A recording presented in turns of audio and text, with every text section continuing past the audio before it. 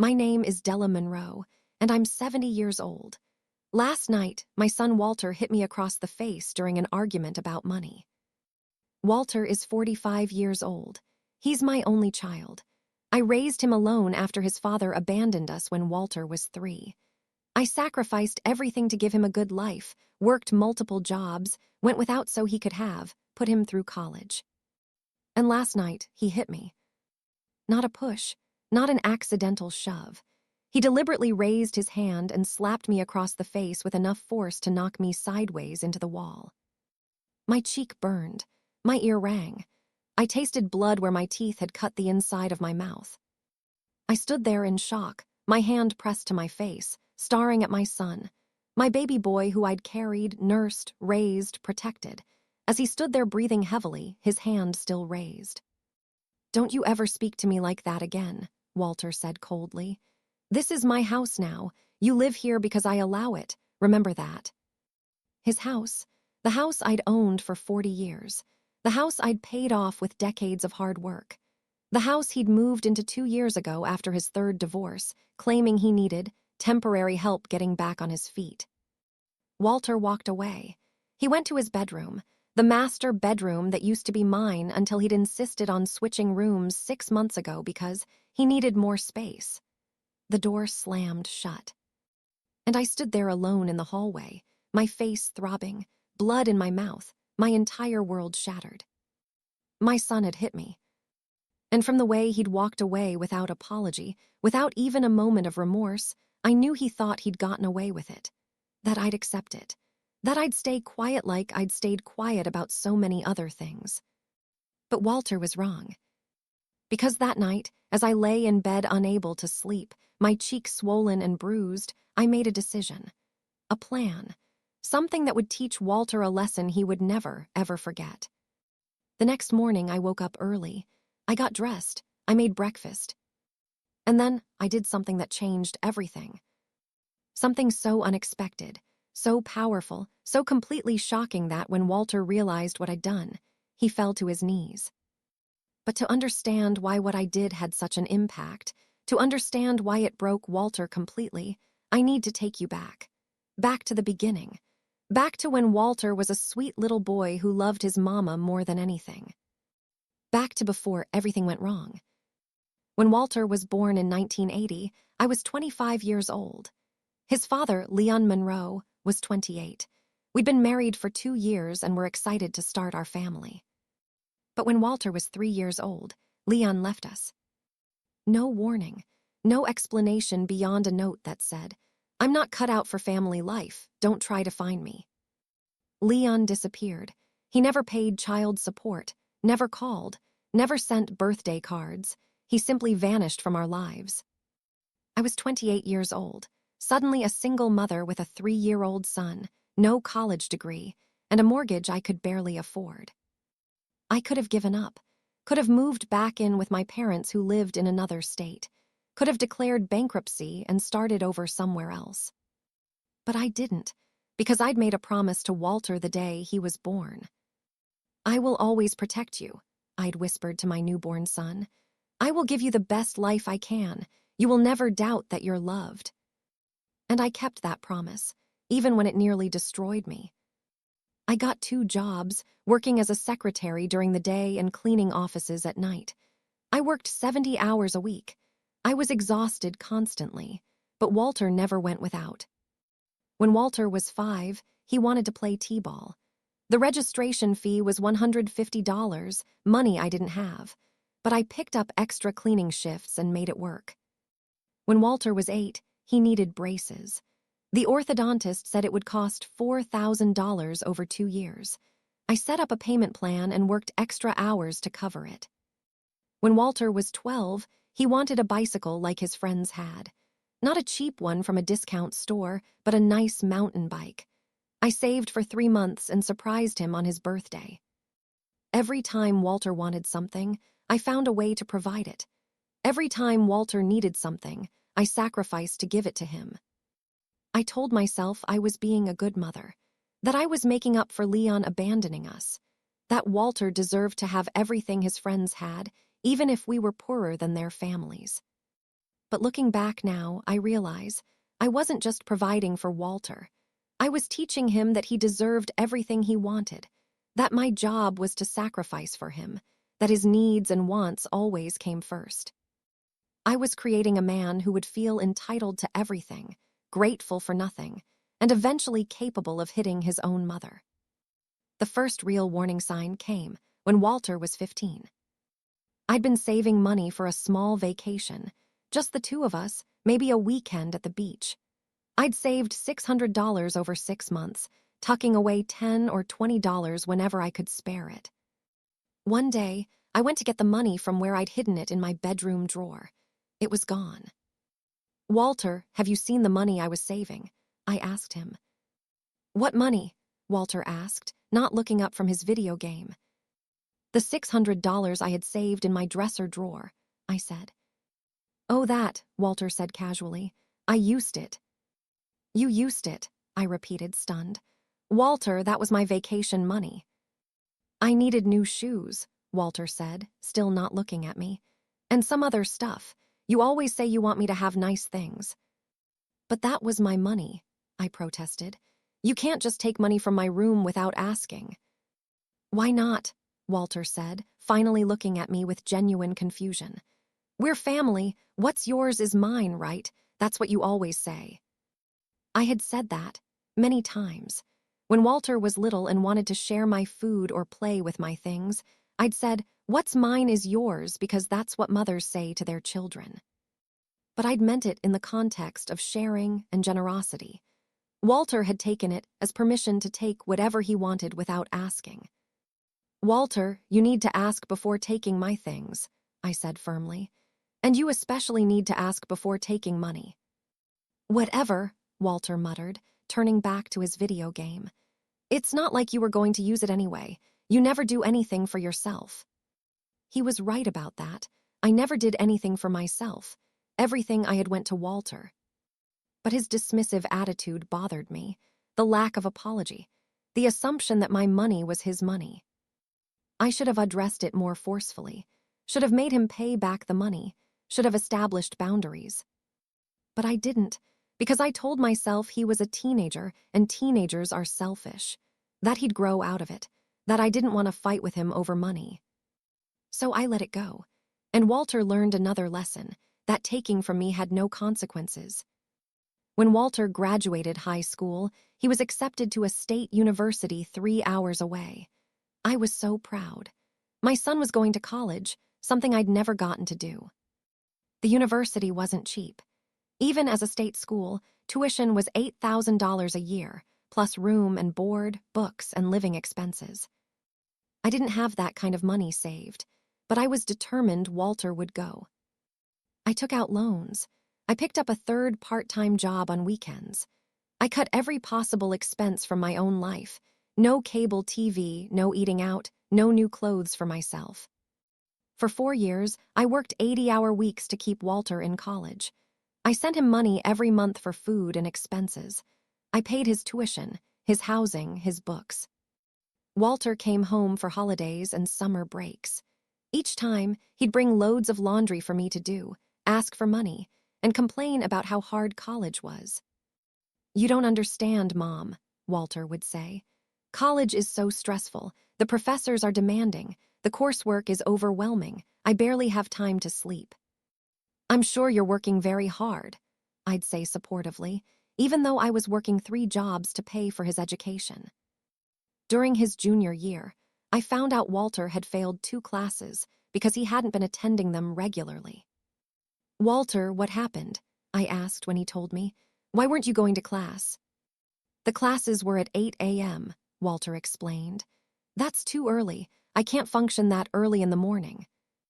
"But you're paying for those classes," I pointed out. "Actually, I'm paying for those classes, and now you'll have to retake them, which means more money." "I know, Mom," Walter said with exasperation. "But what was I supposed to do? I can't help that I'm not a morning person." "You're supposed to go anyway," I said, frustration creeping into my voice. "Walter, I'm working 3 jobs to keep you in school. The least you can do is attend your classes." "I didn't ask you to work 3 jobs," Walter snapped. That's your choice. Don't put that guilt on me. I was stunned. I'd been sacrificing everything to give him opportunities I never had, and he acted like I was burdening him with guilt. Walter, I'm not trying to make you feel guilty, I said quietly. I'm just asking you to take your education seriously. I am taking it seriously, Walter insisted. I'm just going through a rough patch. It'll be fine. It wasn't fine. Walter barely graduated. His grades were mediocre because he'd spent more time socializing than studying. But he did get his degree, a degree I'd sacrificed 4 years of my life to provide. I thought once Walter graduated and got a job, things would change, that he'd become independent and responsible, that he'd appreciate what I'd done for him. I was wrong. After college, Walter moved back home temporarily while he looked for work. Temporarily turned into 6 months, then a year, then 18 months. Walter had a degree in business, but he couldn't seem to find a job that met his standards. This job only pays $35,000, Walter would complain. That's barely anything. I'd be better off staying unemployed. But it's a starting position, I'd point out. You'd gain experience and move up. I didn't go to college to take a starting position, Walter would say. I should be starting higher up based on my degree. Eventually, Walter did get a job at a marketing firm, making $40,000 a year. It wasn't the high-paying position he'd expected, but it was something. Walter moved out into an apartment with roommates. For 2 years, he was independent. I was proud. Then Walter got married to a woman named Ida. I liked Ida. She was smart, kind, and seemed good for Walter. The marriage lasted 3 years before Ida filed for divorce. She's being unreasonable, Walter told me when the divorce was finalized. She expected me to do everything, work, help with housework, be romantic. It was exhausting. I didn't say what I was thinking, that those were normal expectations in a marriage, that partnerships required effort from both people. 2 years later, Walter married again, this time to Sadie. That marriage lasted 4 years before ending in divorce. Sadie was controlling, Walter explained.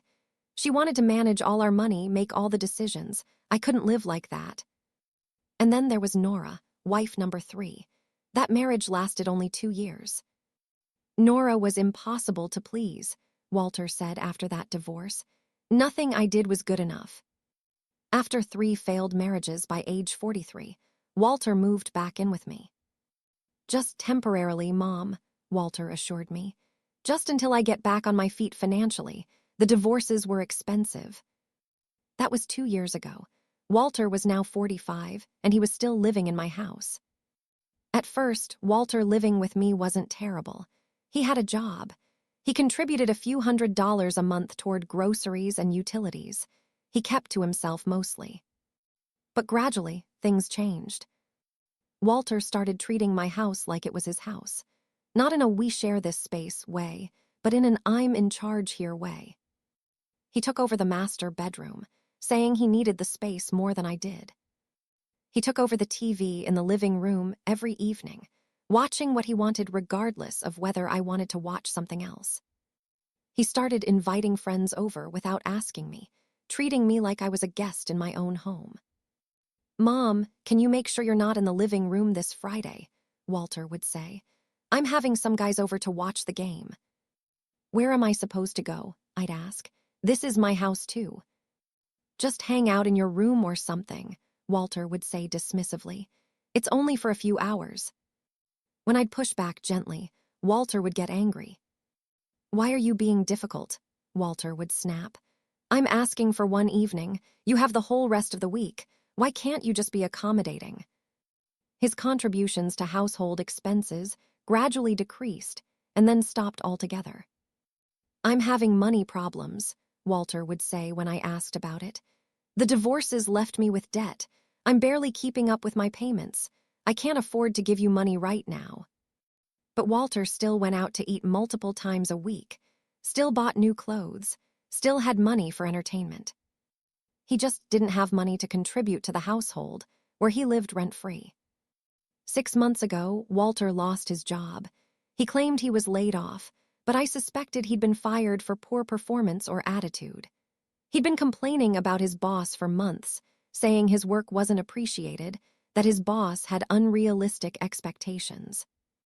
"I'll find something better," Walter assured me. "This is actually an opportunity. I was unhappy there anyway." But Walter didn't look for work seriously. He'd scroll through job listings occasionally, but rarely applied to anything. "The market is terrible right now," Walter would say. "There's nothing worth applying to." "But you need income." I'd point out, even a temporary job would help. "I'm not taking just any job," Walter would say. "I have standards. I have a college degree. I'm not going to work some minimum wage position just because you're impatient." Impatient, as if expecting a 45-year-old man to support himself was unreasonable. The final 6 months had been the worst. With no job and no income, Walter became completely dependent on me financially. But instead of being grateful or humble about it, he became more demanding and entitled. "What's for dinner?" Walter would ask, not offering to help cook, just expecting to be fed. "Can you do my laundry?" Walter would say, not asking, instructing. "I need $40 for gas," Walter would state, not requesting, demanding. And if I pushed back even slightly, Walter would get angry. Last night, everything came to a head. I'd received my Social Security check, $200 for the month. After paying the mortgage, utilities, and property taxes, I had about $400 left for groceries and everything else. Walter approached me that evening. "Mom, I need money," Walter said. "For what?" I asked. "Does it matter?" Walter said impatiently. "I need $500. "I don't have $500 to give you," I said. "I just paid all the bills. I have $400 left for groceries and any emergencies." "So give me $400, Walter said. "No," I said firmly. "I need that for food for both of us for the month." "I'll pay you back when I get a job," Walter promised. "Walter, you've been saying that for 6 months," I pointed out. "You haven't been seriously looking for work. I can't keep giving you money when I barely have enough for necessities." "Seriously looking for work," Walter repeated, his voice rising. "I look for work every day." "You scroll through job sites for 15 minutes a day," I said, my patience finally breaking. "That's not seriously looking. You're 45 years old, Walter. You need to take any job you can get instead of waiting for the perfect position." "Don't tell me what I need to do," Walter shouted. "You don't understand how hard it is out there." "I worked 3 jobs for years," I said, my voice rising now too. "Don't tell me about hard. You're not even trying. You're just living off me while doing nothing." "Living off you," Walter said, his face flushing red with rage. "This is my house. Everything you have is because of me. I've been taking care of you." "This is my house," I said loudly. "I've owned it for 40 years. You've been living here rent-free for 2 years. You've contributed nothing." "You ungrateful," Walter started, stepping toward me aggressively. "Don't you dare," I said, backing away. "Don't you dare speak to me that way in my own home." "Your home," Walter shouted. "I'm a grown man. You can't disrespect me like this. I'm not some child you can lecture." "Then stop acting like a child," I shouted back. "Stop expecting me to support you. Stop treating me like I exist to serve you." That's when Walter raised his hand and slapped me. The impact was shocking, physically and emotionally. My head snapped to the side. I stumbled into the wall, my hand flying to my burning cheek. I stood there stunned, my face throbbing, tasting blood in my mouth from where my teeth had cut my cheek. Walter stood there breathing heavily, his hand still raised, staring at me with eyes full of rage, and I realized later, no remorse whatsoever. "Don't you ever speak to me like that again," Walter said coldly. "This is my house now. You live here because I allow it. Remember that." He turned and walked to his bedroom, my old bedroom, the master bedroom he'd taken over. The door slammed.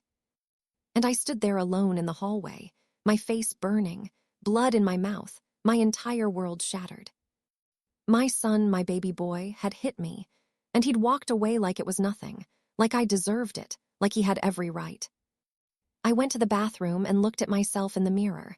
My left cheek was bright red with finger marks. My mouth was bleeding where I'd bit my cheek. Tomorrow, there would be a bruise. I cleaned up the blood. I got ice for my face. And I went to my small bedroom, the room I'd moved into so Walter could have more space. I lay in bed unable to sleep, my face throbbing, my heart broken. And I realized Walter thought he'd gotten away with it. He'd gone to bed without apology, without even checking if I was okay. He'd hit me and walked away, confident that I'd accept it. That I'd stay quiet like I'd stayed quiet about so many things over the years. That I'd make excuses for him like I always did. That I'd continue sacrificing myself for him. But Walter was wrong. Because as I lay there in the dark, I made a plan, a decision, something that would teach Walter a lesson he would never forget. The next morning, I would do something so unexpected, so powerful, so completely shocking that Walter's entire world would shatter. And when he realized what I'd done, when he understood the full consequences of hitting his mother, he would fall to his knees and realize too late what he'd lost. But he'd brought this on himself, by hitting me, by taking me for granted, by thinking I was powerless. Tomorrow, Walter would learn just how wrong he was. Subscribe now. Hit that like button and turn on NOTFICTONS. Drop a comment. What should Della do to Walter? Have you ever had to stand up to family? Where are you watching from? United States, Canada, United Kingdom, Jamaica, Australia? Let me know. I woke up at 5 a.m. the morning after Walter hit me. I hadn't slept more than an hour or two all night. My face was swollen. The left side of my cheek was a dark purple bruise where Walter's hand had connected. My lip was puffy and still tender where I'd bitten it during the impact.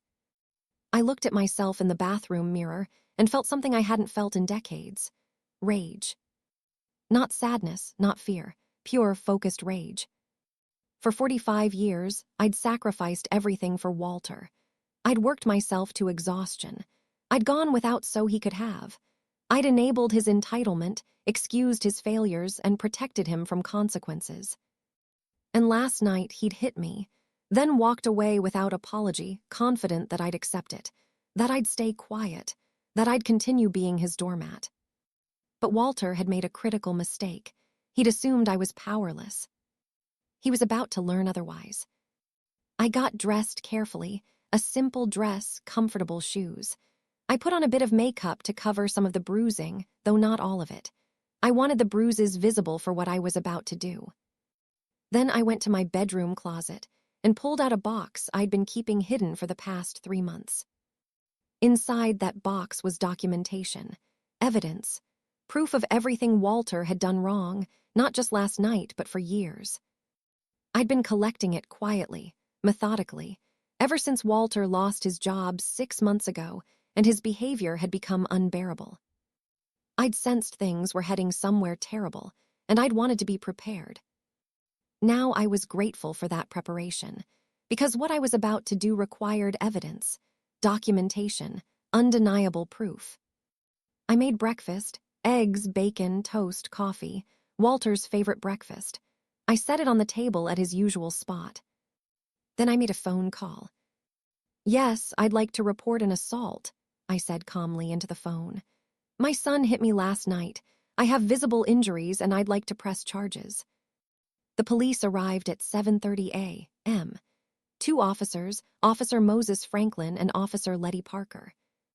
I let them in and invited them to sit in the living room. "Ma'am, you called about an assault?" Officer Franklin asked gently, his eyes immediately going to the bruising on my face. "Yes," I said. "My son Walter hit me last night.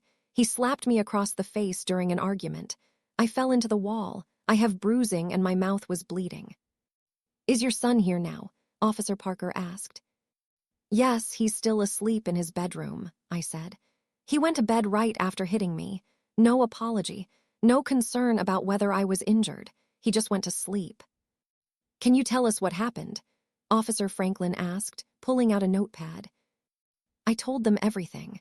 The argument about money, Walter's rage, the slap, the way he'd said, "This is my house now, even though I own the house." the way he'd walked away without remorse. "And this isn't the first time he's been aggressive?" Officer Parker asked. "He's never hit me before," I said. "But he's been increasingly hostile and intimidating for months, using his size to intimidate me, getting in my face when we argue, threatening me verbally. Last night was the first time it became physical." "Do you want to press charges?" Officer Franklin asked. "Yes," I said firmly. "I want to press charges for assault, and I want him removed from my home." "Is this your house?" Officer Parker asked. "Are you the owner?" "Yes," I confirmed. "I've owned this house for 40 years. Walter moved in 2 years ago temporarily and has been living here rent-free ever since." "So you want him removed for trespassing as well?" Officer Franklin clarified. "No, not trespassing," I said. "He was invited to stay, but I'm revoking that invitation as of now. I want him to leave immediately." "We'll need to wake him up and speak with him," Officer Franklin said. "Go ahead," I said. "His bedroom is down the hall, first door on the right." Officer Parker went down the hall and knocked firmly on Walter's door. "Police, open the door." I heard shuffling, then Walter's confused voice. "What? Who is it?" "Police, open the door now." The door opened. Walter stood there in his pajamas, hair messy, looking confused and alarmed. "What's going on?" Walter demanded. "Why are the police here?" "Sir, we need you to come to the living room," Officer Parker said. "Your mother has made allegations of assault." "What?" Walter said, genuine shock on his face. Then his expression shifted to anger. "This is ridiculous. Mom, what are you doing?" "Come to the living room, sir," Officer Parker repeated, her tone leaving no room for argument. Walter came down the hall, shooting me confused and angry looks. When he saw the police officers in our living room and saw my bruised face in the morning light, something flickered across his face. Fear, maybe, or realization that this was serious. "Mr. Monroe," Officer Franklin said, "your mother says you assaulted her last night. Is that true?" "We had an argument," Walter said carefully. "Things got heated, but assault, that's extreme." "Did you strike your mother?" Officer Franklin asked directly. Walter hesitated. I could see him calculating whether to lie. But both officers were looking at my clearly bruised face, and he must have realized denial was pointless. "I slapped her," Walter admitted. "But she was disrespecting me, she was." "Sir, there is no justification for striking your mother," Officer Parker interrupted. "The fact that you had an argument doesn't give you the right to physically assault her." "I didn't assault her," Walter protested. "It was one slap. She's making it sound like I beat her or something." "One slap is assault," Officer Franklin said. "And given your mother's age and the visible injuries, this is a serious matter." "Your mother wants to press charges," Officer Parker added. "She also wants you to leave the house immediately." "Leave," Walter repeated, looking at me with disbelief. "Mom, you can't be serious. Where am I supposed to go?" "That's not my concern anymore," I said calmly. "You hit me, Walter. Then you went to bed without even checking if I was okay. You clearly don't value me or respect me, so you can no longer live in my house." "But I have nowhere to go," Walter said, panic rising in his voice now. "You should have thought about that before you hit me," I said. "Mom, please," Walter said, his tone shifting to pleading. "I'm sorry, okay? I lost my temper. It won't happen again. Please don't do this." "It's too late for apologies," I said. "The police are here. I've filed charges. You're leaving today." Walter's face went through a series of emotions: shock, disbelief, anger, fear, and finally desperation. "Sir," Officer Franklin said, "you need to gather your essential belongings. You have 30 minutes to pack what you can carry and leave the premises." 30 minutes, Walter said. "That's not enough time. I have years of stuff here." "You can arrange with your mother to collect the rest of your belongings at a later time with police supervision," Officer Parker said. "But right now, you need to leave." "This is insane," Walter shouted, looking at me. "Mom, this is crazy. You're overreacting. It was one slap." "One slap that left bruises and made me bleed," I said quietly. One slap after years of you taking advantage of me. One slap that showed me exactly how little you value me. So you're just throwing me out, Walter asked. After everything I've done for you. Everything you've done for me? I repeated, my voice rising now. Walter, what exactly have you done for me? You've lived in my house rent-free for 2 years. You've contributed nothing financially. You've taken over my bedroom, my living room, my entire life. You've treated me like a servant. And last night you hit me. Tell me, Walter, I continued, what exactly have you done for me that I should be grateful for? Walter had no answer, because there was no answer. He'd done nothing for me. He'd only taken from me. 30 minutes, Officer Franklin reminded him. Start packing. Walter went to his bedroom, my old bedroom, to pack.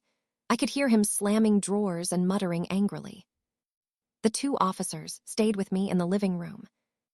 Ma'am, do you have anyone who can stay with you for a few days? Officer Parker asked gently, in case your son tries to come back. I'll be fine, I said. I'm changing the locks today, and I have a security system I'm going to activate. Good, Officer Franklin said. We're also going to file a restraining order on your behalf. Your son won't be allowed to come within 500 feet of you or this house. Thank you, I said. Can I ask, Officer Parker said carefully, how long has your relationship with your son been troubled? Honestly, I said, probably his whole life, but I didn't see it clearly until recently. I kept making excuses for him, kept sacrificing for him, kept enabling his entitlement instead of holding him accountable. You're doing the right thing now, Officer Franklin assured me. I hope so, I said, but it's hard. He's my only child. I raised him alone. I gave him everything. And now I'm having him arrested and throwing him out. Part of me wonders if I'm being too harsh. Ma'am, Officer Parker said firmly, he hit you. Your face is bruised. Your mouth was bleeding. That's not harsh. That's basic self-protection. You have every right to feel safe in your own home. She's right, Officer Franklin added. And honestly, from what you've described, you've been more than patient. Most people would have kicked him out months ago when he stopped contributing anything. 25 minutes later, Walter emerged from the bedroom with 2 suitcases and a backpack. His face was red, whether from anger or crying, I couldn't tell. I'm ready, Walter said sullenly. Do you have a place to go? Officer Franklin asked. I'll figure something out, Walter muttered. Mr. Monroe, I need to place you under arrest for assault, Officer Parker said, pulling out handcuffs. Wait, what? Walter said, backing away. I thought I was just leaving. You're arresting me. Your mother pressed charges, Officer Franklin explained. You'll be taken to the station, booked, and then released on your own recognizance until your court date. But I packed my stuff, Walter protested. Can't you just let me leave? That's not how this works, Officer Parker said. Turn around and put your hands behind your back. Walter looked at me desperately. Mom, please, don't let them arrest me. I said I was sorry, please.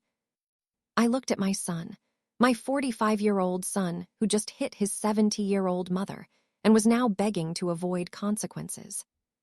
I'm sorry, Walter, I said, but you brought this on yourself. Officer Parker handcuffed Walter. He didn't resist, but he stared at me the whole time with a mixture of disbelief and rage. I can't believe you're doing this, Walter said. You're really going to have your own son arrested. You really hit your own mother, I responded. So yes, I'm having you arrested. Actions have consequences, Walter. Something I should have taught you 40 years ago. You're going to regret this, Walter said as the officers led him toward the door. No, I said quietly. I regret the 45 years I spent enabling you. I won't regret stopping now. They took Walter out to the police car. I watched from the window as they put him in the back seat. He was still staring at the house, at me, with shock and anger. Then they drove away. And I was alone in my house for the first time in 2 years. I sat down on my couch and started crying, not sad tears, but tears of relief mixed with grief. Relief that Walter was gone. Grief for the relationship we'd never had. Grief for the son I'd hoped he'd become but never did. But I'd done it. I'd taken the first step. I'd called the police, I'd pressed charges, I'd had him removed from my home. Now I needed to take the second step. At 10 a.m., a locksmith arrived to change all the locks on my house. Had a break-in, the locksmith, Grover, asked as he worked. Something like that, I said, not wanting to explain the whole situation. Well, these new locks are top of the line, Grover assured me. Deadbolts on every external door. Nobody's getting in without a key. While Grover worked, I activated the security system I'd had installed 6 months ago, but had never activated because Walter had complained it was paranoid and unnecessary. Now I was grateful I had it. Cameras on the front door, back door, and driveway, motion sensors, alarm that would call the police if triggered. By noon, my house was secured. New locks, active security system, no way for Walter to get in. I felt safer than I had in months. At 2 p.m., my phone rang. It was an unknown number. I answered. Mom, Walter's voice came through, sounding desperate. Mom, please listen to me. How did you get released already? I asked. They booked me and let me go, Walter explained quickly. I have a court date in 3 weeks, but Mom, I need to talk to you. I need you to drop the charges. I'm not dropping the charges, I said firmly. Mom, please, Walter begged. If I'm convicted of assault, I'll have a criminal record. That'll make it even harder to find a job. You're ruining my life. Walter, you ruined your own life when you hit me, I said. I'm just refusing to protect you from the consequences anymore. Where am I supposed to go? Walter asked desperately. I don't have any money. I can't rent an apartment. You should have thought about that before you slapped me, I said. So you're just going to let me be homeless? Walter demanded, his tone shifting from desperate to angry. You're a 45-year-old man, I said. You should be able to figure out your own housing. Call a friend, go to a shelter, get a job and rent a room somewhere. Those are your problems now, not mine. I can't believe you're doing this, Walter shouted. After everything we've been through, after all the years I took care of you. Walter, you never took care of me, I said wearily. That's a delusion you've created to justify treating me badly. The reality is that I've been taking care of you your entire life, and you've been taking advantage of that care. So this is how you repay me, Walter said bitterly, by having me arrested and throwing me out. This is how I protect myself, I corrected. Goodbye, Walter. I hung up. The phone rang again immediately. I didn't answer. Walter called 17 more times that afternoon. Each time, I let it go to voicemail. I listened to the voicemails later. They progressed from desperate pleas to angry accusations to threats. You're going to regret this, Mom. I'll make sure everyone knows what a terrible mother you are. I'll tell everyone how you abandoned me when I needed you most. Empty threats from a man who'd finally realized his mother wasn't going to rescue him anymore. That evening, I went through Walter's room, my old master bedroom that he'd taken over 2 years ago. I was looking for anything important he'd left behind that I'd need to store for him to collect later. What I found instead was evidence of just how much Walter had been lying to me. In his dresser drawer, I found bank statements. Walter had claimed he had no money, that his divorces had left him broke, that he couldn't afford to contribute to household expenses. The bank statements told a different story. Walter had over $15,000 in his checking account. He'd been depositing unemployment checks for the past 6 months, money he'd claimed he wasn't receiving. In his closet, I found receipts, restaurants, bars, entertainment. In the past 3 months alone, Walter had spent over $2,000 on going out, while telling me he couldn't afford to contribute to groceries. In his nightstand, I found paperwork for a credit card in my name. A credit card I hadn't opened. Walter had stolen my identity and opened a credit card, run up $8,000 in charges, and never told me. I stood there in his room, surrounded by evidence of years of lies, and felt my anger building again. Walter hadn't just been ungrateful. He hadn't just been entitled. He'd been actively stealing from me, lying to me, taking advantage of me in ways I hadn't even realized. And I'd been so busy enabling him, so busy trying to be a good mother, that I'd missed all the signs. But I saw them now, and I was gathering evidence. Because I realized, having Walter arrested for assault was just the beginning. I needed to make sure he faced consequences for everything he'd done. Before I continue, kindly subscribe now, smash that like button, and turn on notifications. Drop a comment. Should Della press charges for identity theft too? What would you do with that evidence? Where are you watching from? The morning after I discovered Walter's financial fraud, I called my bank and my lawyer. The bank confirmed my worst fears. Walter had indeed opened a credit card in my name without my permission. The card had $8,347.62 in charges, all made by Walter over the past 18 months. Restaurants, bars, online purchases, cash advances. Mrs. Monroe, this is identity theft, the bank representative told me. You'll need to file a police report and dispute these charges. I will, I said. Thank you. My lawyer, Vernon Hayes, had been my attorney for 20 years. He'd handled my will, my property documents, and various legal matters over the years. I trusted him completely. Della, what you're describing is serious criminal behavior, Vernon said after I explained everything. Identity theft, credit card fraud, these are felonies. I want to press charges, I said firmly. Are you sure? Vernon asked carefully. This is your son. If convicted, he could face significant prison time. I'm sure, I said. Vernon, Walter has been taking advantage of me for years. I enabled it by making excuses and protecting him from consequences. But finding out he's been actively stealing from me, that's where I draw the line. All right, Vernon said. I'll help you file the necessary reports. But Della, I need to warn you, this is going to get ugly. Walter will fight back. Your relationship will be permanently damaged. Our relationship has been damaged for years, I said. I just didn't want to see it. Now I do, and I'm done protecting him. Then let's get started, Vernon said. That afternoon, I went back to the police station to file an additional report for identity theft and fraud. Officer Franklin was there again. He recognized me from the day before. Mrs. Monroe, what brings you back? Officer Franklin asked. I found evidence that my son has been committing identity theft, I explained. He opened a credit card in my name without my permission and ran up over $8,000 in charges. Officer Franklin's expression grew serious. Do you have documentation? I handed him the bank statements, the credit card statements, and the application paperwork I'd found in Walter's room with my forged signature. Officer Franklin reviewed everything carefully. This is definitely fraud. The signature doesn't even match your real signature very well. I want to press charges, I said. Mrs. Monroe, Officer Franklin said gently, I have to tell you, this is your son.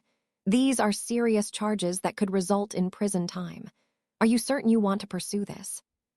Officer Franklin, yesterday my son hit me in the face, I said, pointing to the bruises that were now a deep purple-black.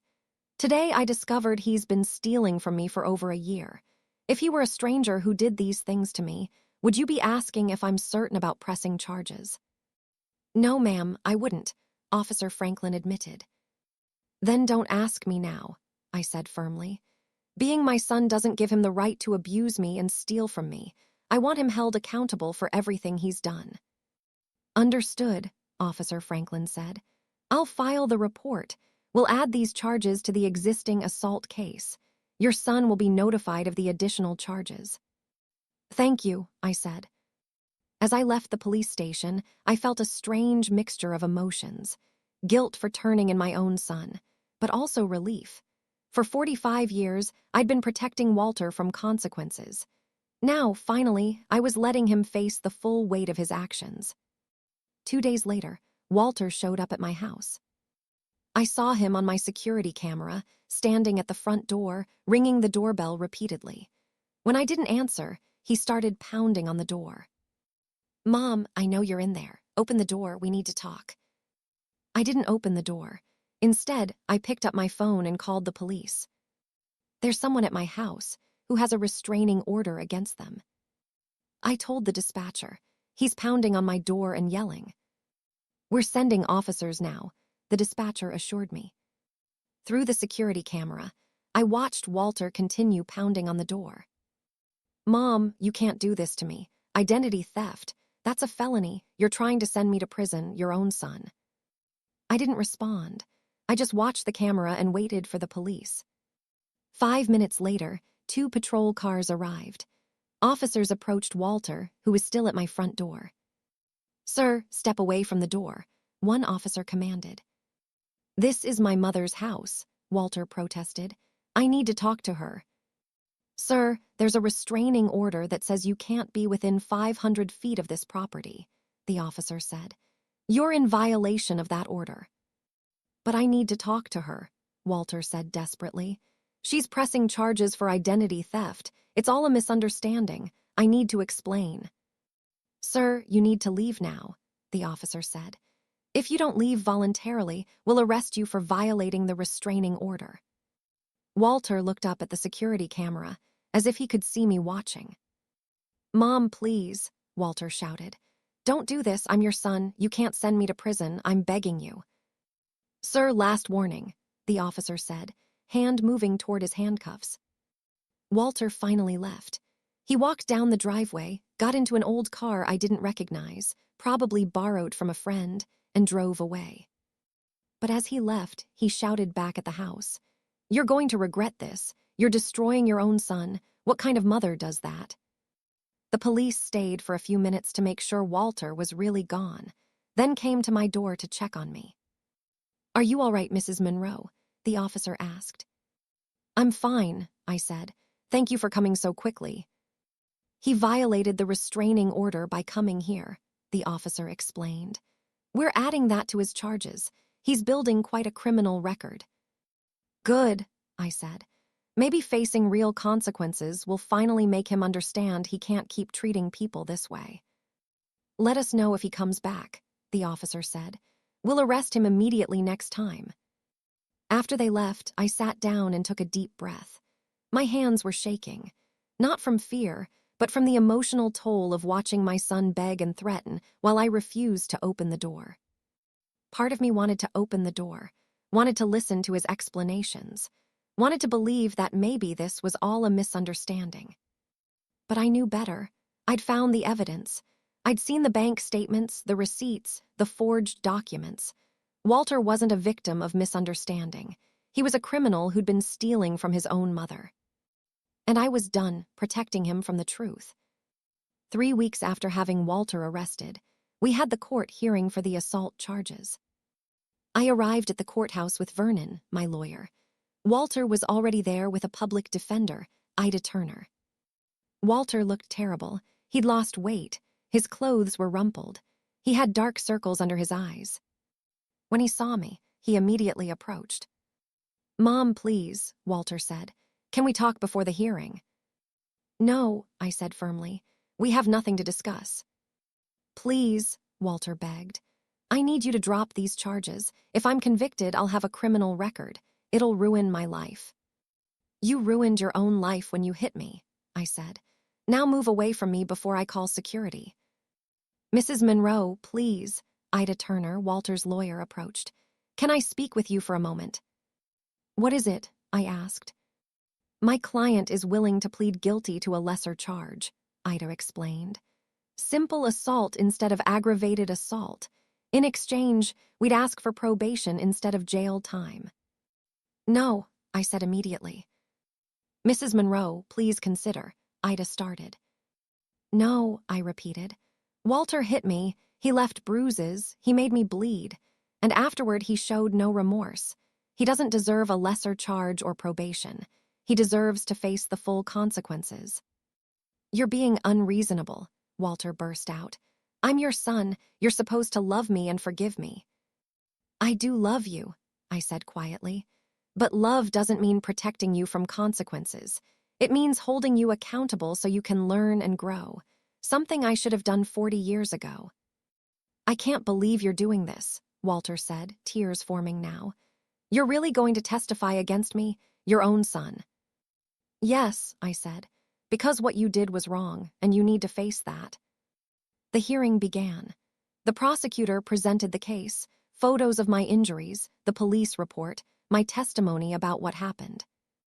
I took the stand and told the truth, about the argument, about Walter hitting me, about him walking away without apology or concern. Mrs. Monroe, how did you feel after your son hit you? The prosecutor asked. Betrayed, I said. Heartbroken, afraid. I'd sacrificed everything for 45 years to give him a good life, and he repaid me by hitting me in my own home. And how do you feel about him now? The prosecutor asked. I still love him, I said honestly. He's my son, but I also recognize that love sometimes means letting people face consequences. Walter has never been held accountable for his actions. It's time that changed. Walter's lawyer tried to paint me as vindictive, as an overly strict mother who was overreacting to a minor incident. But the photos of my bruised face told the truth. This wasn't a minor incident. This was violence. After 2 hours of testimony, the judge made his ruling. Mr. Monroe, I find you guilty of assault, Judge Rufus Gates said. The evidence is clear. You struck your 70-year-old mother in anger, causing visible injuries. This is unacceptable behavior.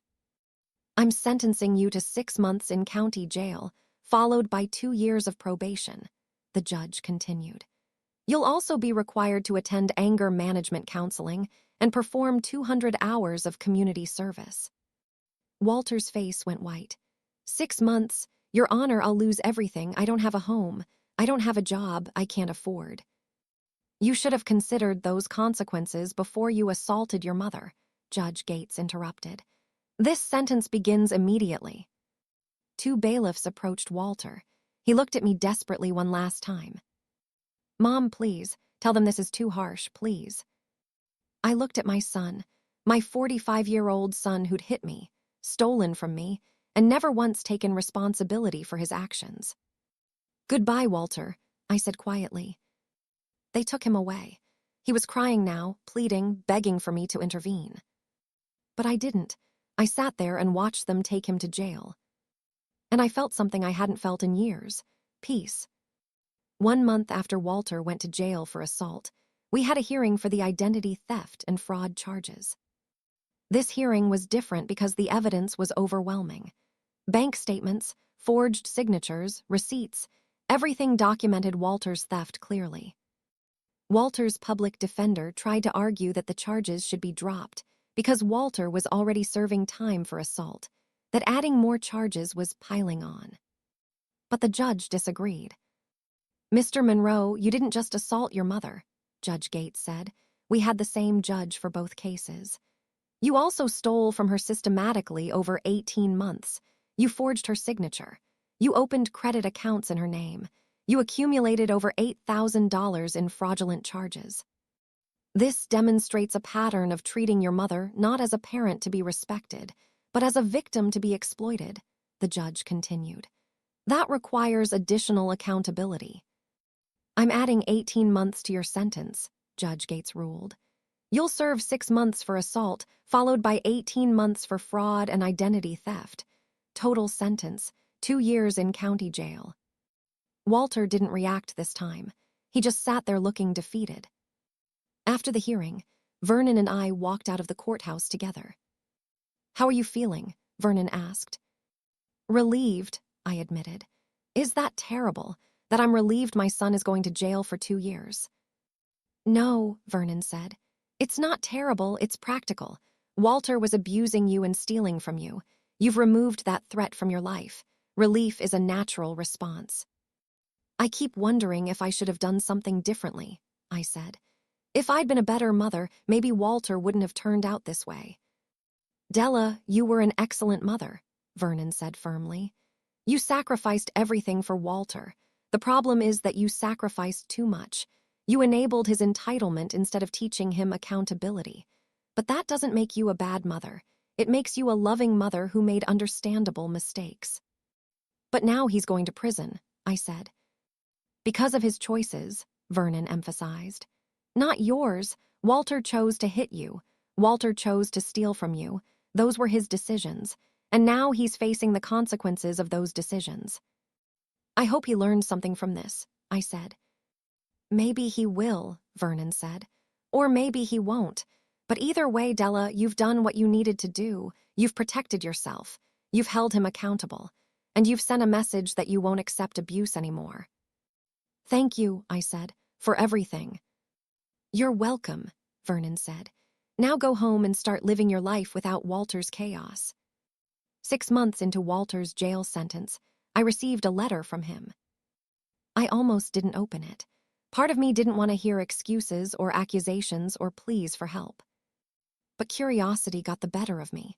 I opened the letter and read. Dear Mom, I'm writing this from jail. I've been here for 6 months now with 18 more to go. I hate it here. Every day is terrible. I'm surrounded by criminals. I'm treated like garbage. I have no freedom. But you know what's worse than being in jail? Finally understanding why I'm here. I've had a lot of time to think over the past 6 months. A lot of time to reflect on my life and my choices. And I've come to some uncomfortable realizations. Mom, you were right about everything. I was entitled.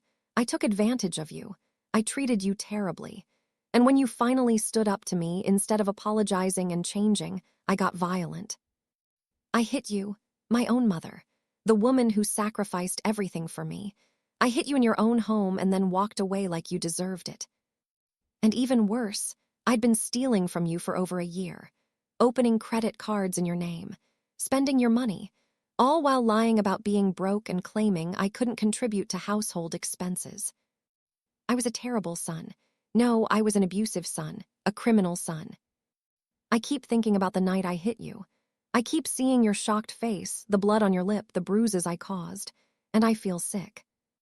Not just because I hurt you physically, but because I hurt you emotionally for years, decades even.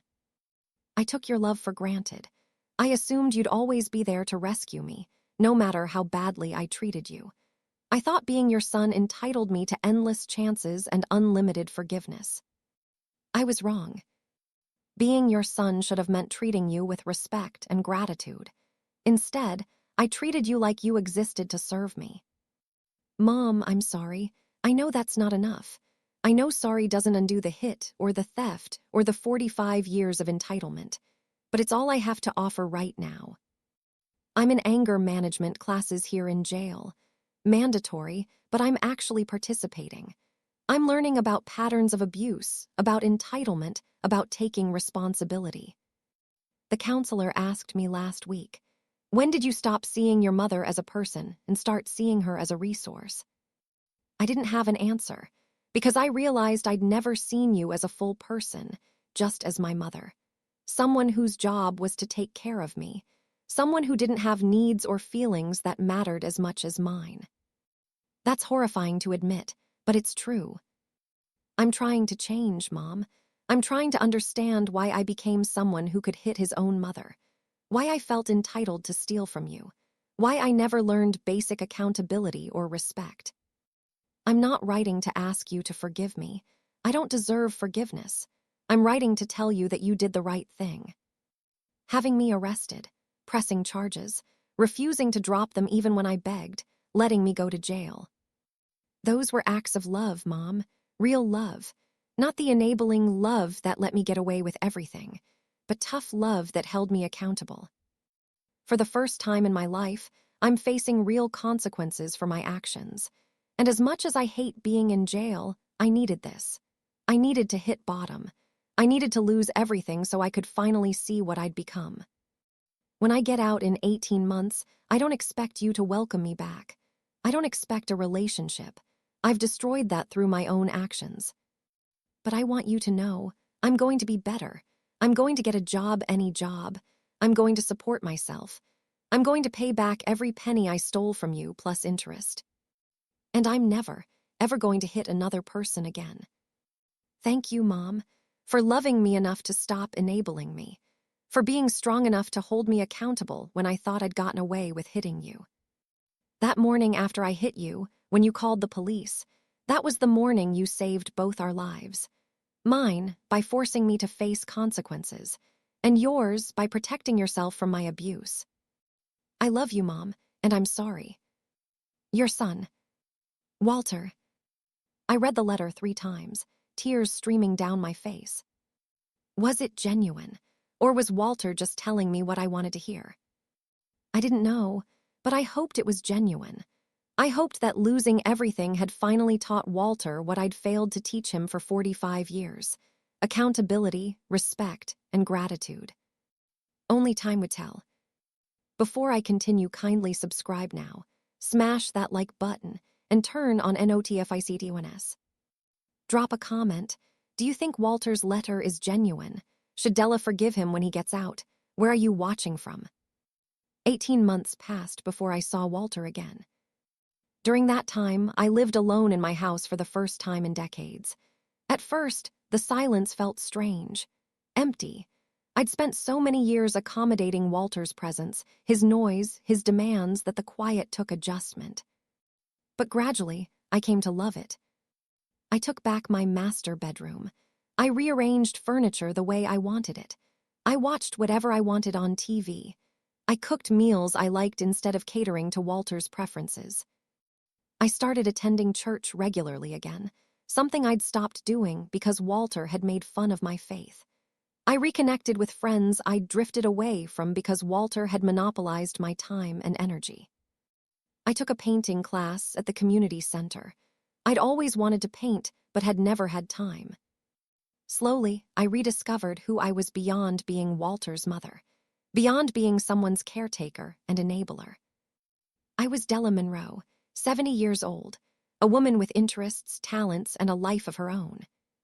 Walter wrote me every 2 weeks during his time in jail. The letters continued in the same vein as the first one: apologetic, reflective, acknowledging his mistakes. I read each letter but didn't respond. I wasn't ready. I needed space to heal from 45 years of enabling and 2 years of abuse. But I kept the letters, because part of me hoped Walter's transformation was real. That maybe, just maybe, losing everything had taught him what I'd failed to teach him: how to be a decent human being. Walter was released from jail on a Tuesday morning in October, 2 years after he'd hit me. He called me that afternoon from a phone number I didn't recognize. "Mom," Walter's voice came through tentatively. "It's me, I got out this morning." "I know," I said.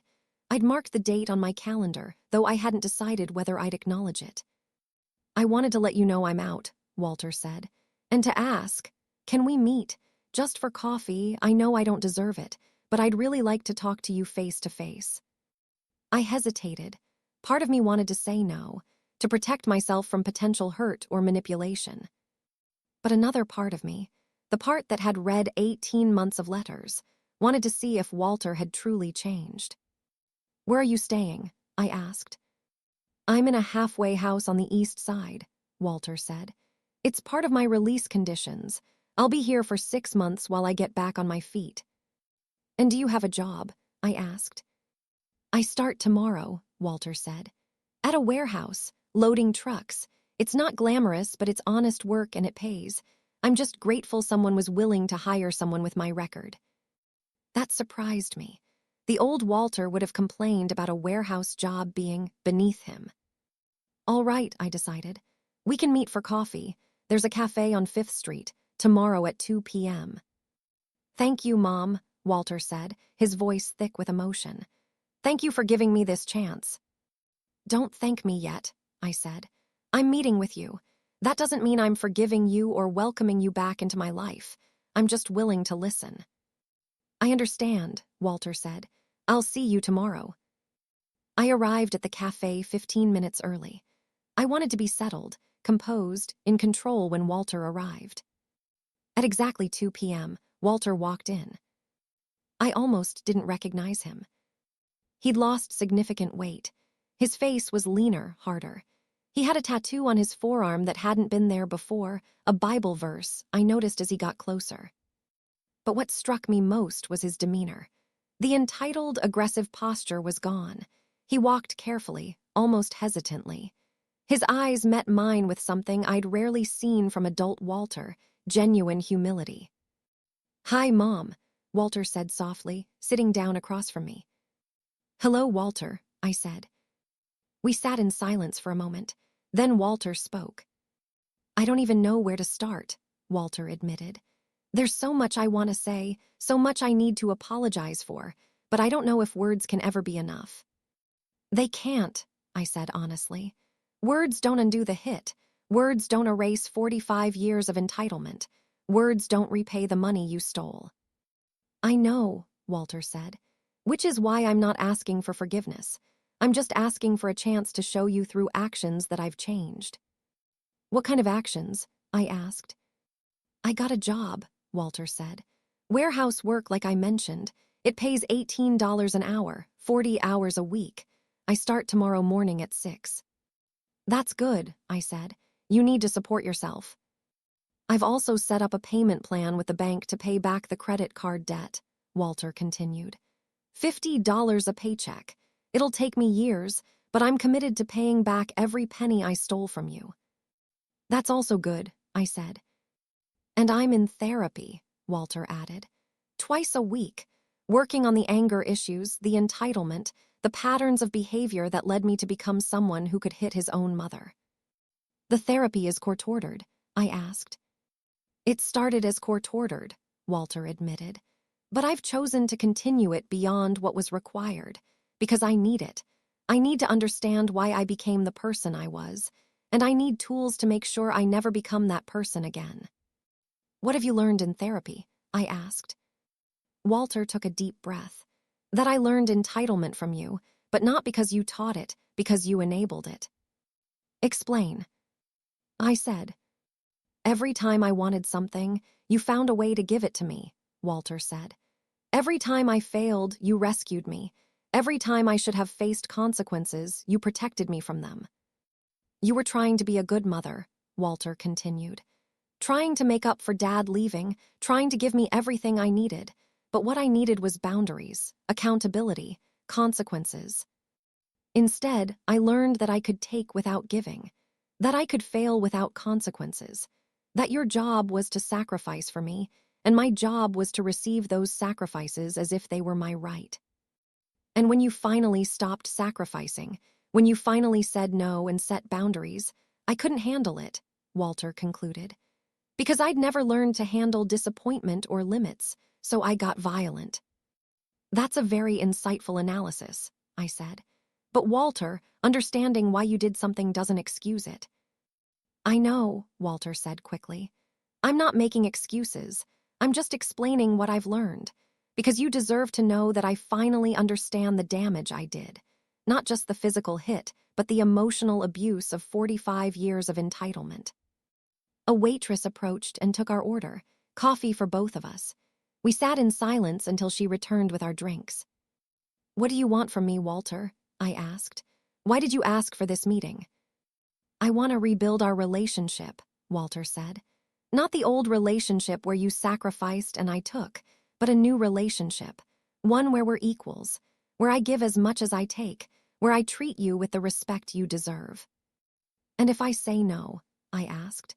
"If I say I'm not interested in a relationship with you?" Walter's face fell, but he nodded. "Then I respect that. I can't demand anything from you, Mom. I've already taken too much. If you want nothing to do with me, I understand. I'll still pay back what I owe you. I'll still work on being better, but I'll do it from a distance." "What would this new relationship look like?" I asked carefully. "I don't know yet," Walter admitted. "Maybe we start with coffee once a month. No expectations. No demands. Just two people trying to get to know each other as adults instead of as mother-son locked in a dysfunctional pattern." "And if I need space?" I asked. "If I need weeks or months without contact?" "Then you take it," Walter said. "No guilt trips, no pressure, no showing up at your house demanding attention. You set the pace. You set the boundaries, and I respect them." "That would be different," I said dryly. "I know," Walter said, a small, sad smile crossing his face. "I've never respected your boundaries before. I'm learning how." We sat in silence for a while, sipping our coffee. "Walter, I need you to understand something," I finally said. "I'm not the same person I was 2 years ago. I'm not the mother who will sacrifice herself to make you comfortable. I'm not the woman who will enable your entitlement or excuse your bad behavior. I'm Della Monroe, I continued. A 70-year-old woman who likes painting, church, and quiet evenings at home. I have friends, I have hobbies. I have a life that doesn't revolve around you. If you want to be part of that life, you have to respect it, I said firmly. That means respecting my time, my space, my boundaries. It means contributing instead of taking. It means being a son instead of a burden. I understand, Walter said. And Mom, I want you to have that life. You deserve it. For too many years, I made your life about me. I'm done doing that. We'll see, I said. Talk is easy, Walter. Actions are what matter. Then let me show you through actions, Walter said. Give me a chance to prove I've changed. Over the next 6 months, Walter and I met for coffee once a month. Each time, I watched carefully for signs of the old Walter, the entitlement, the demands, the inability to respect boundaries. But I didn't see them. Walter showed up on time for every meeting. He never asked for money. He never made demands. He just talked about his job, his therapy, his progress. I got a promotion, Walter told me at our 3rd meeting.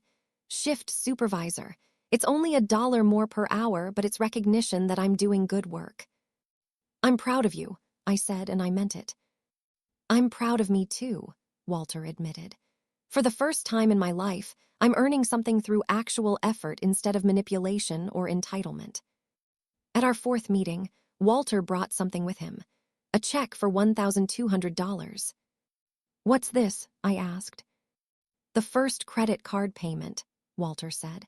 I've been paying the bank directly for the fraudulent charges, but I also owe you for the 2 years I lived in your house rent-free.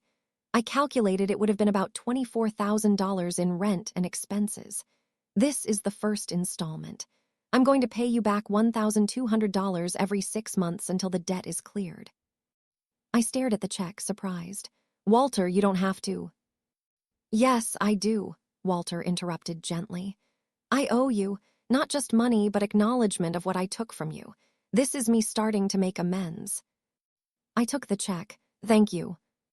At our 5th meeting, Walter told me about a decision he'd made. I'm going back to school, Walter said. Community college. I'm going to get certified in logistics management. It'll help me advance in the warehouse industry. That's wonderful, I said. Are you able to afford classes? I got a small grant for adults completing education, Walter explained. And I'm working extra hours to cover the rest. It'll take me 2 years, but I'll graduate with a certificate that'll help me get better jobs. I'm impressed, I said honestly.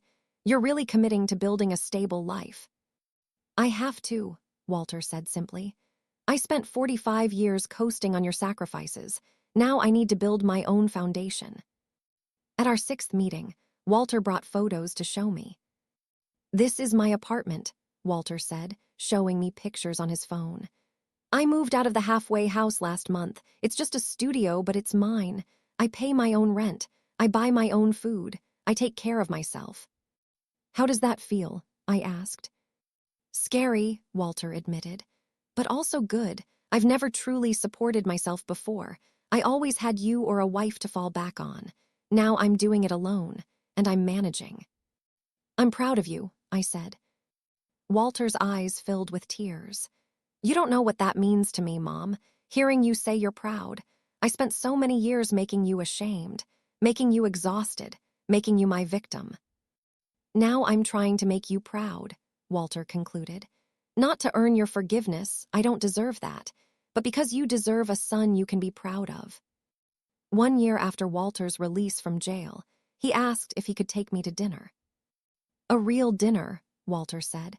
Not just coffee. I want to take you to a nice restaurant and treat you, to thank you for giving me another chance. I agreed. We went to a local Italian restaurant I'd always loved, but rarely went to because it was expensive. Walter insisted on paying. I can afford it now, he assured me. My promotion to warehouse manager came with a significant raise. I'm making enough to live comfortably and still save money. Over dinner, Walter told me about his life. His job was going well. His classes were challenging but rewarding. His therapy was helping him understand patterns he'd never recognized before. "My therapist asked me an interesting question last week," Walter said. "She asked, 'When did you start seeing yourself as the victim?'" "What did you tell her?" I asked. "That I'd been seeing myself as the victim my whole life," Walter admitted. "Dad left, so I was the victim. We were poor, so I was the victim. My marriages failed, so I was the victim. I lost jobs, so I was the victim." "But the truth is, I wasn't the victim," Walter continued. You were. You were the victim of Dad leaving. You were the victim of having to raise me alone while working multiple jobs. You were the victim of my entitlement and my abuse. I spent 45 years taking from you while telling myself I deserved it because I'd suffered," Walter said.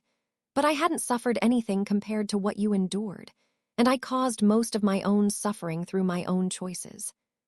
"That's true," I agreed. "But Walter, understanding that is huge growth." "It doesn't undo what I did," Walter said. "But at least now I understand it, and I'm committed to never being that person again." After dinner, as Walter drove me home, in a modest used car he'd saved up and purchased himself, I made a decision. "Walter, would you like to come in for a bit?" I asked. "Just for coffee, I'd like to show you something." "Really?" Walter asked, surprise and hope in his voice. "Are you sure?" "I'm sure," I said. This was the first time Walter had been in my house since I'd had him arrested 2 years ago. He walked in slowly, looking around at the changes I'd made. "You rearranged everything," Walter observed. "I did," I confirmed. "I took back my space, made it mine instead of constantly accommodating you." "It looks good," Walter said. "It looks like you, Mom, not like the house where we both lived but neither of us was really happy." I made coffee, and we sat in the living room that used to be dominated by Walter's TV watching, but was now a peaceful space with my paintings on the walls. "I wanted to show you something," I said, pulling out a folder from my desk. Walter tensed. "Is that more evidence, more charges?" "No," I assured him. "It's letters. The letters you sent me during your 18 months in jail." "You kept them?" Walter asked, surprised. "I did," I said, "because they showed me something I needed to see, that you were genuinely working on yourself, that your remorse wasn't manipulation, that you were finally taking responsibility." "I meant every word of those letters," Walter said quietly. "I believe you," I said. "And Walter, I want you to know I forgive you." Walter froze. "What?" "I forgive you," I repeated. "For hitting me, for stealing from me, for 45 years of entitlement, I forgive you." "Mom, I don't deserve," Walter started, tears streaming down his face now. "No, you don't deserve it," I agreed. "Forgiveness isn't about deserving. It's about choosing to let go of anger and resentment so I can have peace." "For 2 years, I held on to anger," I explained. "And I needed that anger. It protected me. It gave me strength to hold you accountable. But now I'm ready to let it go." "That doesn't mean I'm forgetting what you did," I clarified. "Or that I trust you completely yet. Trust has to be rebuilt over time through consistent actions." "But I'm choosing to forgive you," I concluded, "because holding on to anger was hurting me more than it was helping." Walter was crying openly now. "Thank you, Mom. Thank you for forgiving me. Thank you for not giving up on me even when I deserved it." "You're welcome," I said. "But Walter, understand something. This forgiveness came because you changed. If you'd come out of jail with the same entitlement and attitude, there would be no forgiveness. You earned this through 2 years of genuine effort and change." "I understand," Walter said, "and I promise I'll keep earning it every day, through actions, not just words." 2 years after Walter's release from jail, 4 years after he'd hit me, we'd built something I never thought possible, a real relationship. Walter was now living independently, managing a warehouse team, completing his logistics management certificate, and supporting himself entirely. More importantly, he'd maintained all the changes he'd made. The entitlement was gone. The demands were gone. The abuse was gone. In their place was respect, gratitude, genuine appreciation. Walter called me once a week, not to ask for anything, but just to check in, to see how I was doing, to share about his life. He visited once a month for dinner. Dinner he either cooked himself or brought takeout for, always contributing instead of expecting to be served.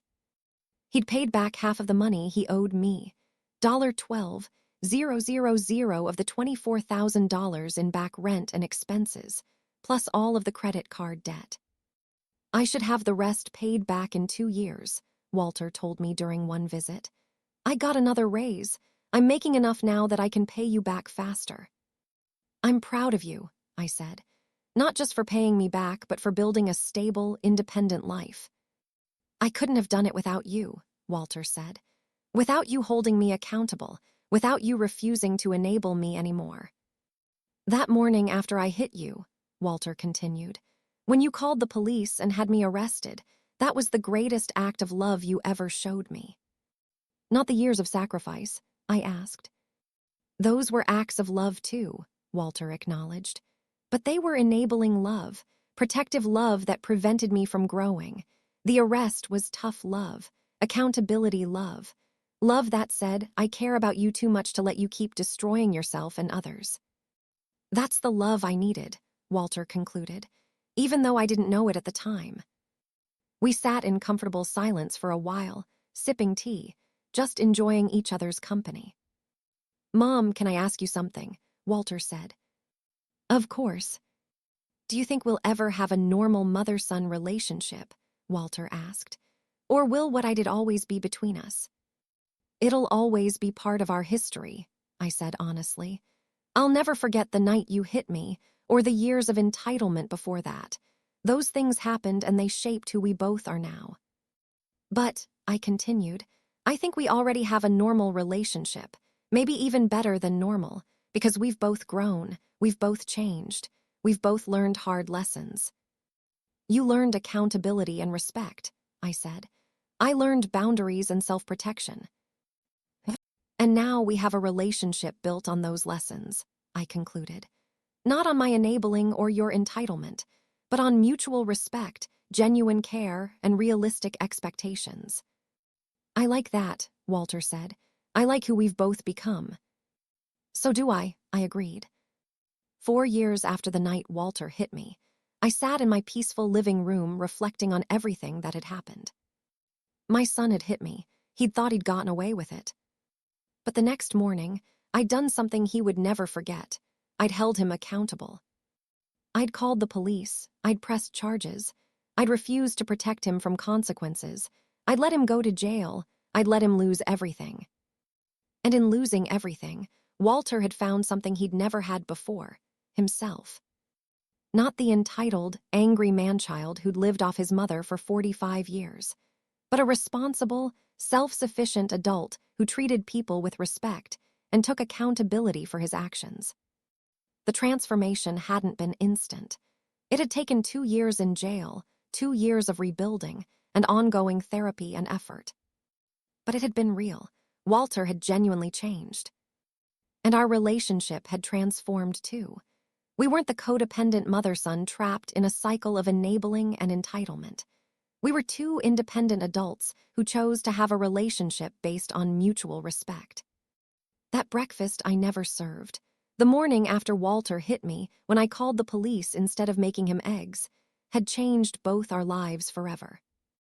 Not because of what I served, but because of what I didn't do.